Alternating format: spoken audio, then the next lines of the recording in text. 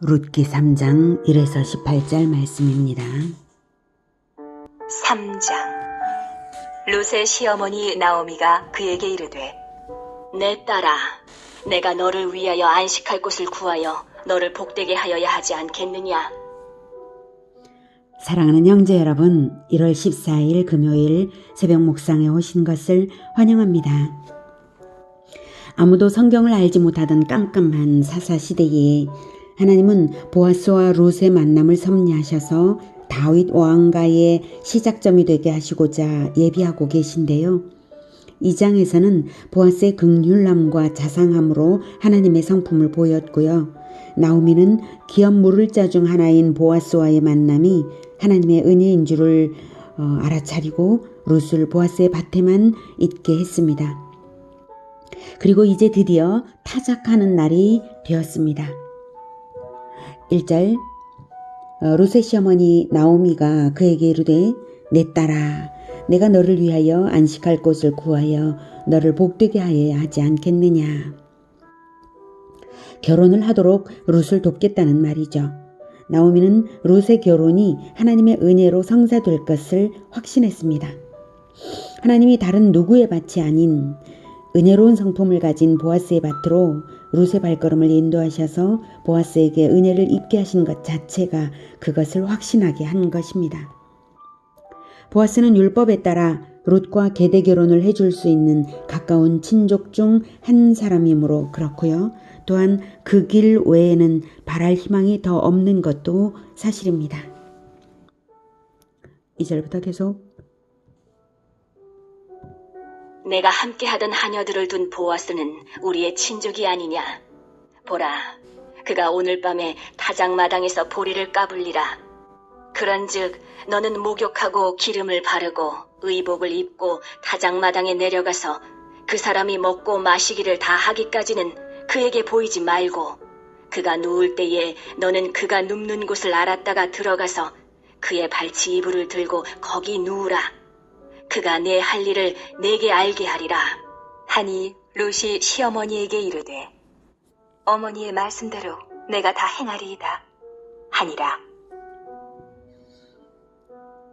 당시 이스라엘 풍속에 타작하는 날은 축제처럼 즐거운 날이고요. 타작마당의 곡식단 곁에서 주인이 잠을 잡니다. 이 기회를 이용하여서 보아스에게 청혼을 하게 하려는 것이죠. 그가 네가 내 할 일을 내게 알게 하리라. 이것은 보아스가 은혜롭고 바른 성품을 발휘해서 바른 결정을 내릴 것을 기대하고 하는 말입니다. 결국 결혼은 보아스의 결정에 달렸으니까요. 6절부터. 그가 타작마당으로 내려가서 시어머니의 명령대로 다 하니라. 보아스가 먹고 마시고 마음이 즐거워 가서 곡식단 더미의 끝에 눕는지라. 룻이 가만히 가서 그의 발치 이불을 들고 거기 누웠더라. 밤중에 그가 놀라 몸을 돌이켜본즉 한 여인이 자기 발치에 누워있는지라. 이르되, 내가 누구냐? 하니 대답하되, 나는 당신의 여종 룻이오니 당신의 옷자락을 펴 당신의 여종을 덮으소서. 이는 당신이 기업을 물을 자가 됨이니이다.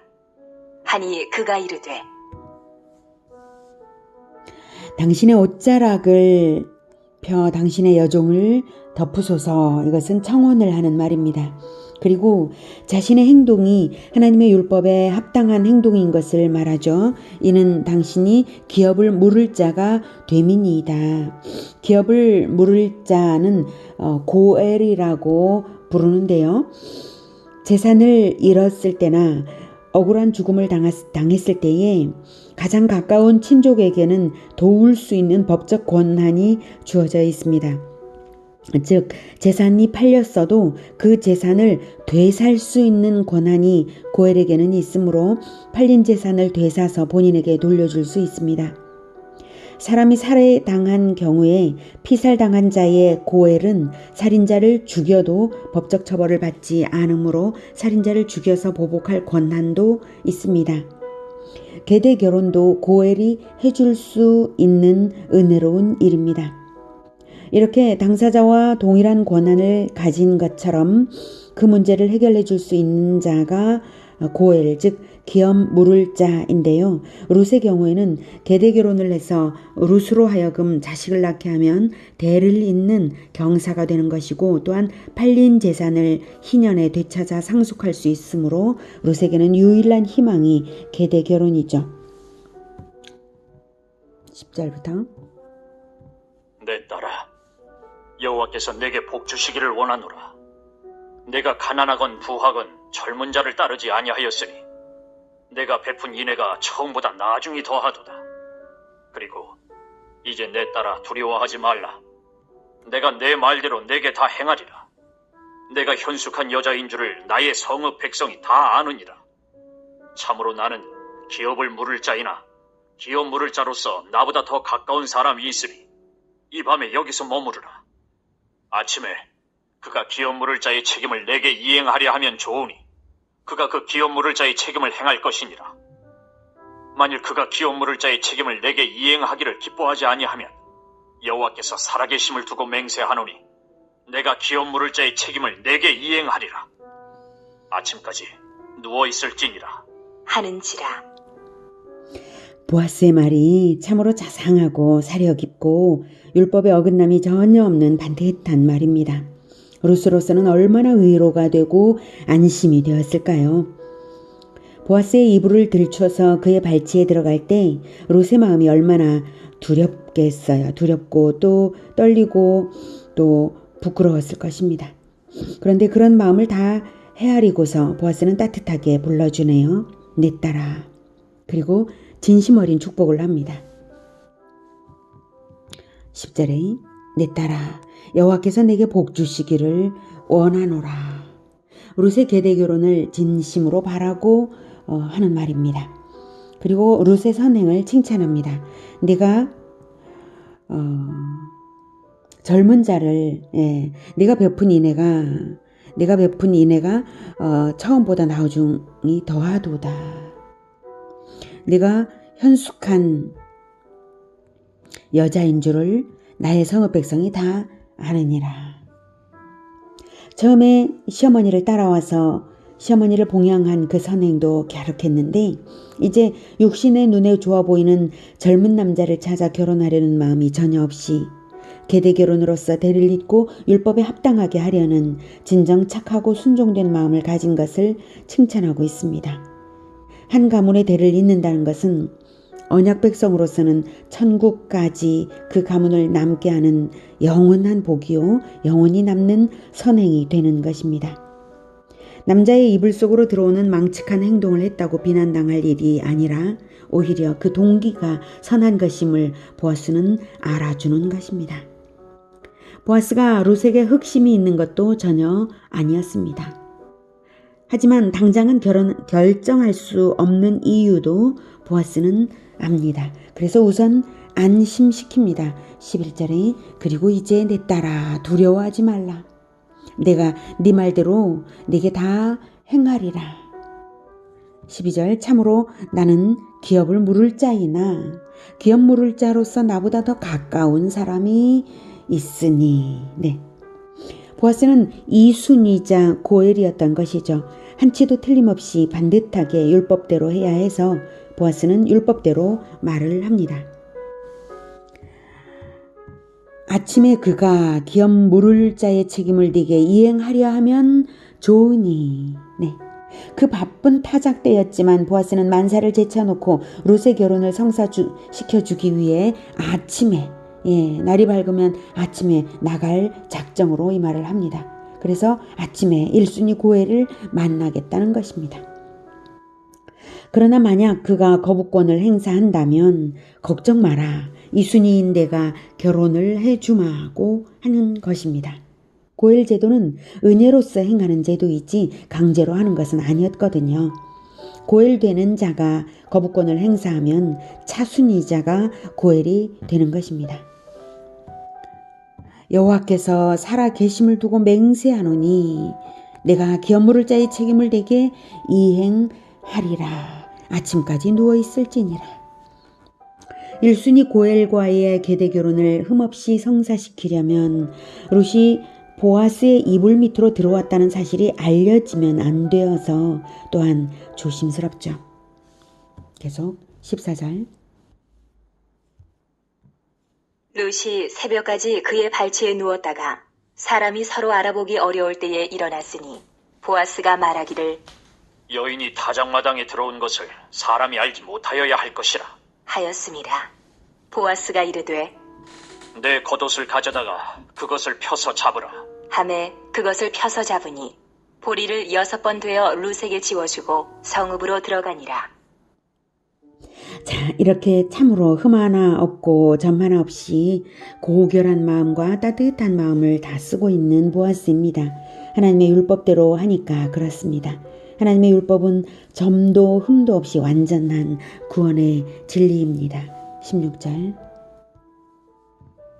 룻이 시어머니에게 가니 그가 이르되 내 딸아 어떻게 되었느냐 하니 룻이 그 사람이 자기에게 행한 것을 다 알리고 이르되 그가 내게 이 보리를 6번 되어주며 이르기를 빈손으로 내 시어머니에게 가지 말라 하더이다 하니라. 이에 시어머니가 이르되 내 딸아 이 사건이 어떻게 될지 알기까지 앉아있으라. 그 사람이 오늘 이 일을 성취하기 전에는 쉬지 아니하리라. 4. 나오미도 믿음이 좋죠. 멀리 앉아 있어도 보아스의 마음이 들여다 보이는 나오미입니다. 보아스가 보내는 넉넉한 보리를 볼 때 그 마음을 읽고 또한 말을 전하여 들을 때 그 마음이 다 읽히는 것입니다. 그리고 그렇게 되어가는 것이 바로 하나님의 인도하심이라는 것도 다 읽히는 것입니다. 그 사람이 오늘 이 일을 성취하기 전에는 쉬지 아니하리라. 바로 지금은 비록 지금은 거짓 신세이긴 하지만 조금도 다급함 없이 비굴함 없이 차근차근 침착하고 담대하게 복된 길을 열어가는 나오미입니다. 오늘은 왕가의 시작점이 될 만한 성품들이 어떤 것인지를 더 보았습니다. 흠없고 점없는 순결한 율법대로 흠없고 점없이 행하며 가장 복된 길을 선택하고 있는 세 사람입니다. 룻은 순종으로서 순결함으로써, 보아스는 은혜로움과 지혜로서, 나오미는 지혜와 믿음으로써 말이죠. 비록 칠흑같이 어두운 사사시대였지만 율법을 지키는 순결한 사람들을 선택하신 하나님께서는 시대를 뚫고 이스라엘을 구할 왕가를 새로 시작하고 계신 것입니다. 보아스처럼 은혜롭고 지혜롭고 바르며 룻처럼 순종되며 나오미처럼 지혜롭게 복된 길을 열어가는 우리 모두가 되기를 축복합니다. 무엇보다도 하나님의 말씀을 잘 알아서 올바른 길을 잘 찾아 들어가는 우리 모두가 되기를 축복합니다. 기도하겠습니다. 하나님은 얼마나 반듯하게 율법의 사람들로 이스라엘을 구원하고 싶으신지요. 그래서 율법대로 행하는 은혜롭고 순결한 자들을 하나님께서 예비하여 놓으신 것을 볼 때에 하나님께서 또한 우리에게 대하여 얼마나 순결하게 율법에 따라 하나님의 말씀의 진리에 따라 반듯하게 지혜롭게 은혜롭게 행하기를 하나님이 얼마나 원하시는지를 다시 한번 느낍니다.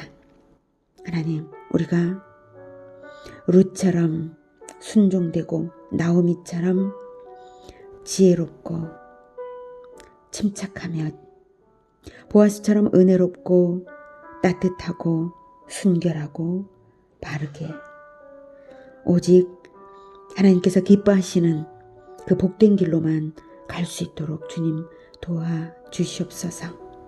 무엇보다도 하나님의 말씀을 잘 알아서 진리대로 행하는 우리 모두가 되게 주님 도와주시옵소서.